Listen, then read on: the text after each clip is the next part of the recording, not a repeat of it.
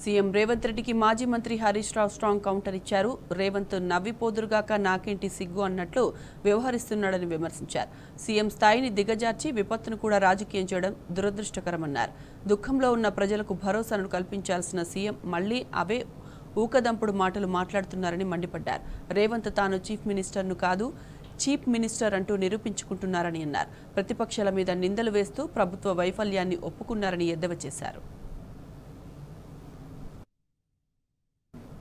ఏపీలో సీఎం వరద బాధితులను పరామర్శిస్తుంటే నువ్వు మాత్రం ఈ రోజు వరకు హైదరాబాద్లోనే ఫిడేల్ వాయిస్తున్నావని హరీష్ రావు విమర్శించారు.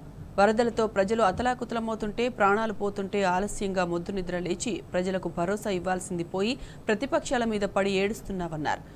ఇంతకంటే దారుణం దౌర్భాగ్యం మరోటి ఉండదు రేవంత్ రెడ్డి అని హరీష్ రావు విమర్శించారు. రాజకీయాలు పక్కన పెట్టి ఆపత్కాలంలో ఉన్న ప్రజలకు భరోసా ఇచ్చే విధంగా మాట్లాడు, సహాయక చర్యలు చేపట్టి ప్రజలకు ప్రభుత్వం అండగా ఉంటుందని ధైర్యం ఇవ్వమని సూచించారు.